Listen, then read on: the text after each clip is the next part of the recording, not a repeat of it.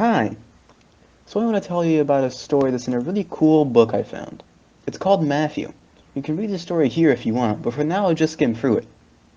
Oh, and to make things interesting, here's Minecraft.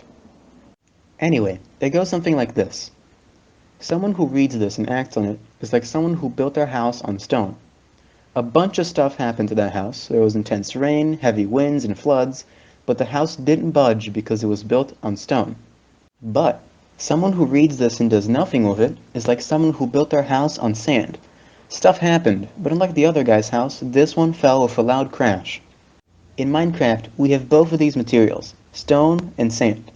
But water in Minecraft doesn't really do much of these two, so instead, let's burn them. If you've played Minecraft, you might know that when we put sand into a furnace, it turns to glass, which is useful for making pretty houses, but it's not so useful to fend off monsters or other players, and is generally more fragile than sand. On the other hand, if we put the stone into a furnace, it turns into pure, natural stone you can find in caves and on the sides of mountains, which in itself is pretty cool, don't you think? Now let me ask you, which would you like to be? The sand that's so easily turned fragile by fire, or the stone that perseveres and collects itself into a naturally resistant thing of beauty? If the house was your life, and a great tragedy struck it, like rain or fire, you need a strong, resistant foundation to protect yourself and come out on top. Sand and stone can both be found in nature, but sand is easily found on the surface of the world, where you can easily dump your life into it, only for the sand to turn brittle and eventually fall. If you want stone to be your foundation, then you have to go digging, literally.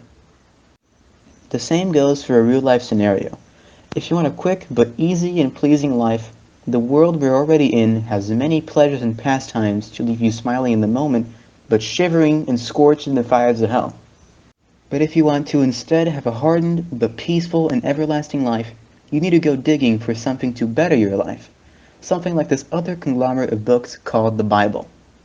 Its author gave us the ultimate guide to a good life here on earth and an eternal one at his side in heaven. Speaking of him, let's rewind to the first thing he told us in this passage. Therefore, everyone who hears these words of mine and puts them into practice is like a wise man who built his house on stone. This is what sparked the whole thing. I remember this passage since I was a kid, but I never remembered the most important part, putting what the word says or the stone you find into practice, or into something to better your life or the kingdom of God. So, I'll leave you with that question I asked before. Would you rather live on sand or on stone? And more importantly, what are you going to do about that?